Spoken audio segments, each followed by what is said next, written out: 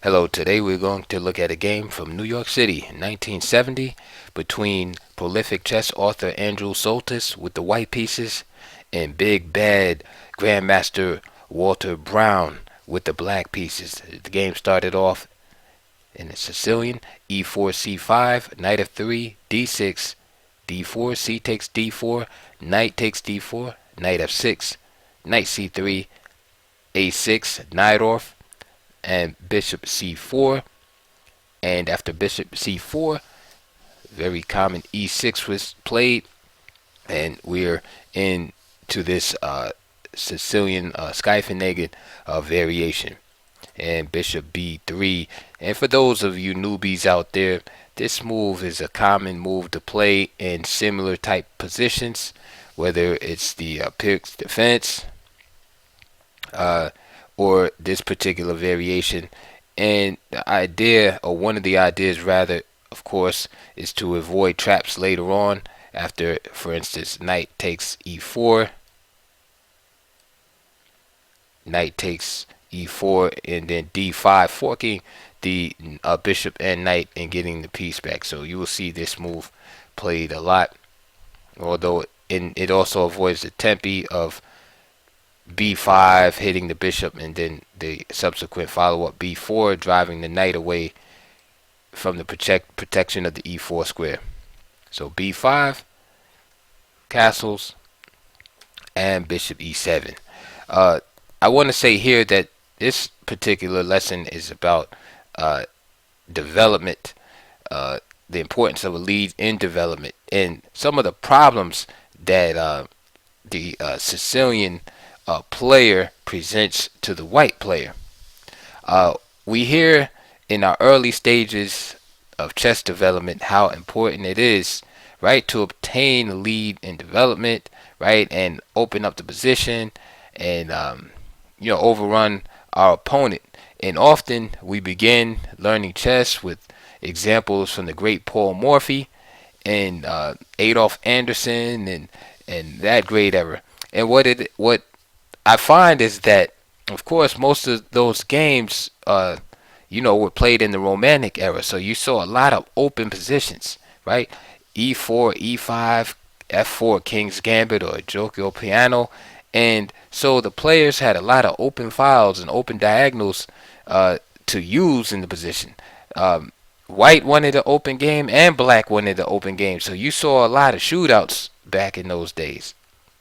However, if you think about it, the Sicilian defense is a different kind of game and presents a problem for the lover of open play, so to speak. Because the Sicilian is not really a completely open game. As you can see from this position, it's a semi-closed game. Or if you want to look at it the other way, it's a semi-open game.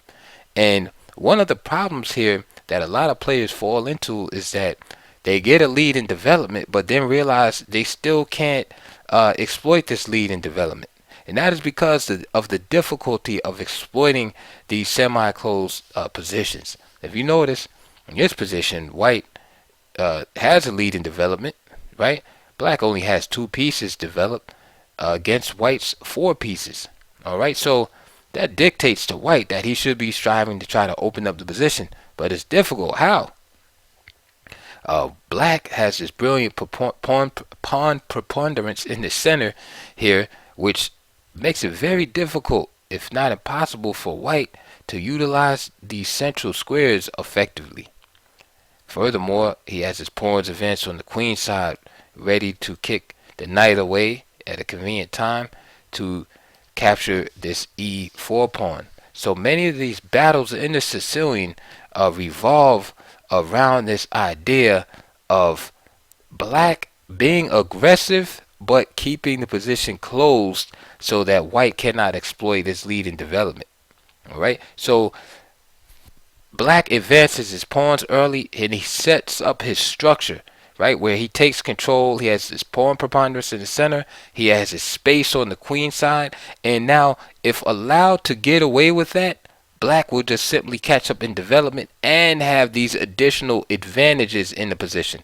You see what I'm saying? So black is basically trying to have his cake and eat it too. So the onus is on white to play aggressively in the Sicilian. If you do not play aggressively in the Sicilian as white, you will have a bad day at the office, because black is already basically installing all of his good points in the position already. He's already advanced on the queen side.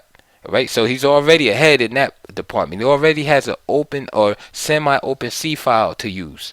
All right, he already has his pawn preponderance in the center, which is stopping you or hindering you at least from using the important squares in his territory in D5 and E5.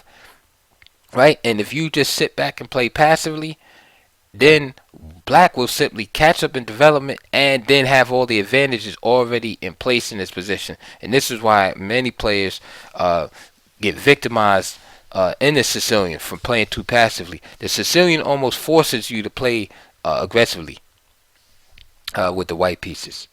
All right. So let's see what happened here with these ideas in the back of your mind.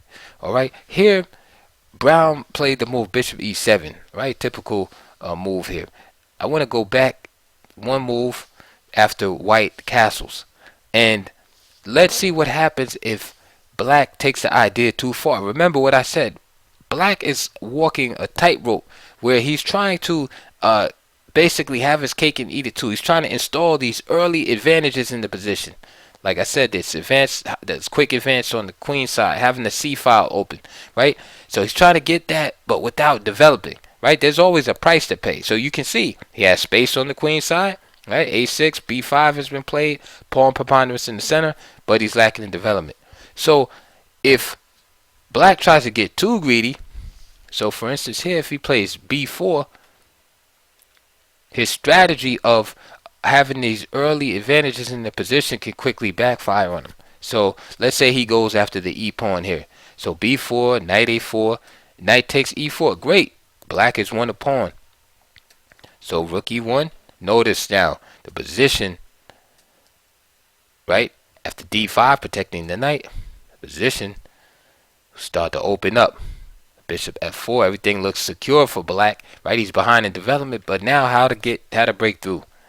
Let's say, for example, bishop D6. Already here, the game is almost over, believe it or not.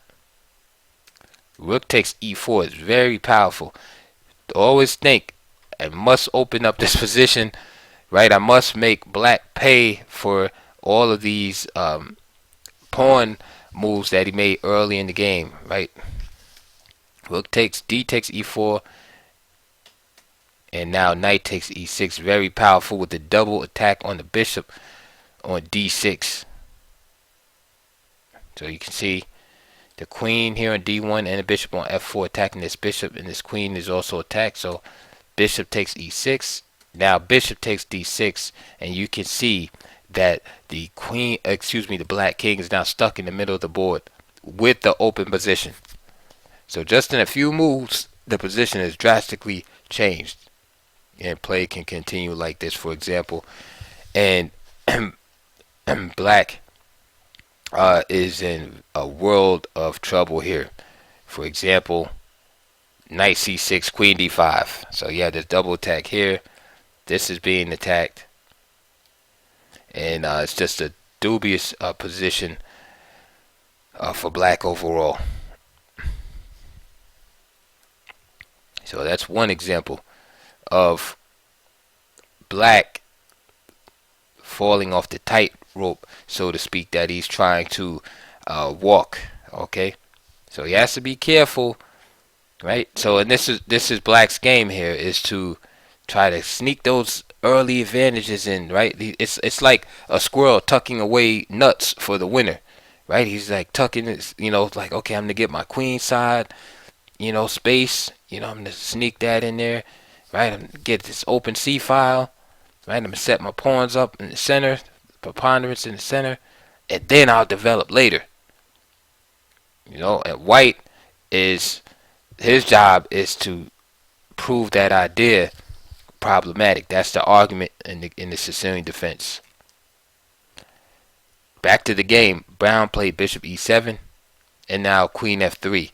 Again, white, we're not saying, if if certain players' moves are absolutely correct or not. That's not the issue.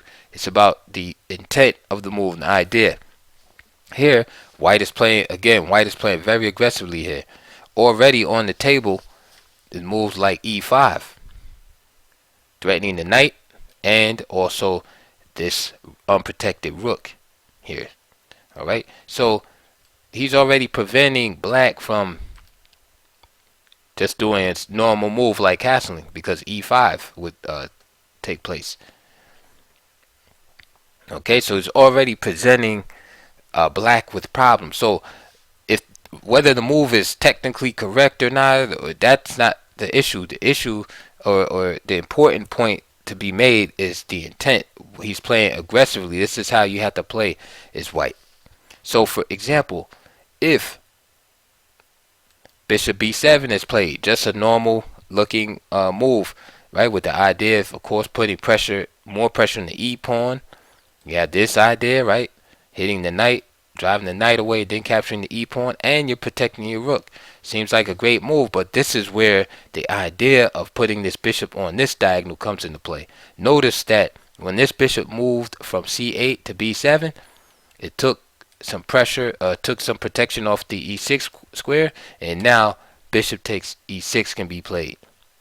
Sacrificing the piece, f takes e6, knight takes e6 hitting the queen must move, and now knight takes g7. Now you got 3 pawns for the piece, and the position is wide open. Okay? The king in the middle of the board. This provides excellent compensation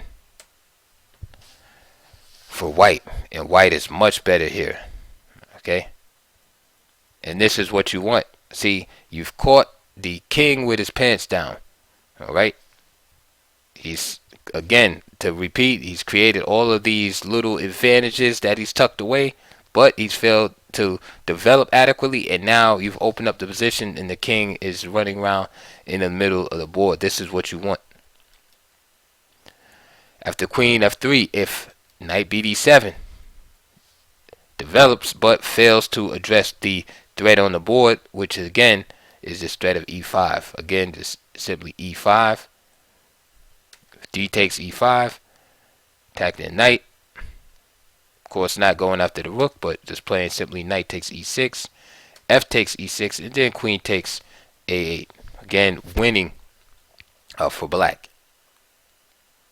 All right, so already we see that with the simple move queen f3, black has some things to think about here.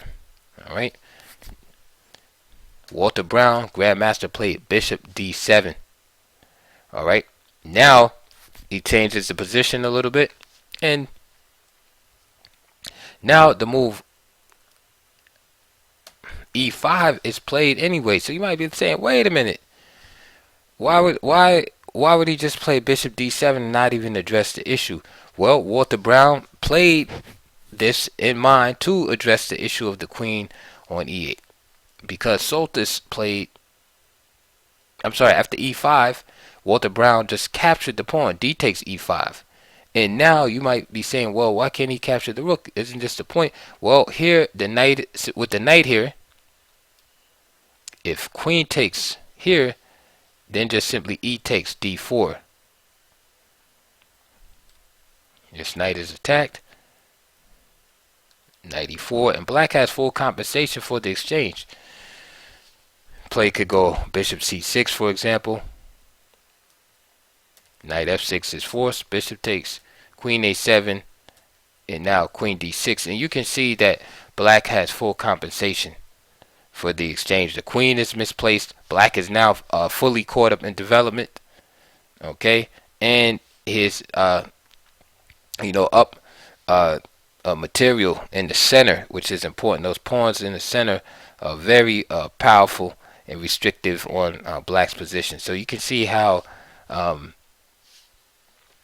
black's position has prospered from white's greed there.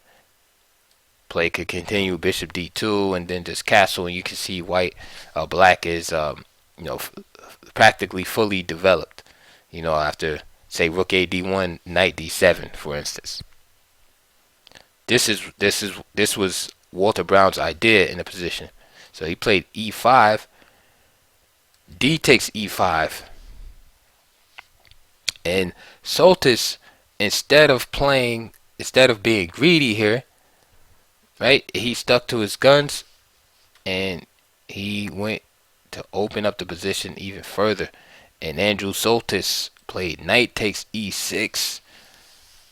Powerful move in the position.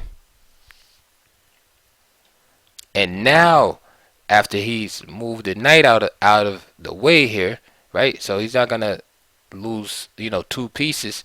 So now, if bishop takes e6, for example, now it's safe to play queen takes a8, right? So we have this battle of ideas going on. So what is Walter Browne's response here? He simply interposes the pawn, plays e4. Now the queen cannot capture on a8. Okay, so now if just simply knight takes d8, and e takes f3, and now white is still for choice here. However, Andrew Soltis said that's not enough. I want more compensation, and he played knight takes g7, check, king f8, and now he captured the pawn. Knight takes e4, bishop c6 from Walter Browne. And again, notice the contrast in the position from earlier. Right, the position was pretty much closed, right? The only thing that was open, there was a semi-open e-file. So you can see how the board has totally transformed in white's favor, and black has been caught, right, behind in development, right, underdeveloped, and the position is wide open.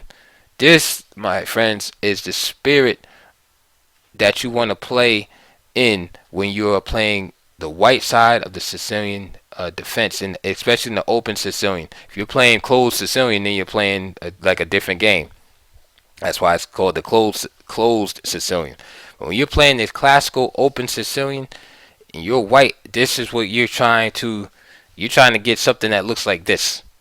Open files, right? Open diagonals, right? Because you have to make black pay for these early advances on the queen side. You can't let black just do a6, b5. Basically take space from you without, put it like this. Say you're renting an apartment. You can't let somebody just live there without paying you rent. Right? That hurts you. That's bad for you. It's the same thing. You can't just let black take the space, right, and set up his position without having to pay a price for that. That's the battle. Right? So black is like a sneaky tenant. He's trying to get all the benefits of having the apartment, but does not want to pay at the end.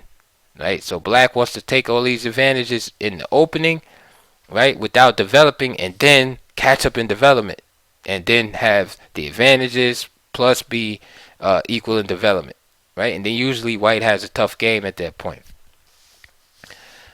Now, back to the position. Browne played bishop c6 here, and on the surface it looks pretty good, right? You have the knight here, bishop here attacking, the queen is pinned. Looks like at least get an exchange. All right, here's one jewel, that you can, a chess jewel that you can place in the back of your mind, is that most of the time when you're worse, usually tactical solutions will backfire. Like for the most part in the position. So although it looks like white is in some kind of trouble here, that maybe he'll lose the knight or something like that, this position is bad for black. So it's just one of those cases where you have to just find the correct way. All right, and if you find the right move, usually black's position will just completely collapse. Usually a tactical solution is not going to be the answer when you're in the worst position. So in this case, this position is definitely favoring white.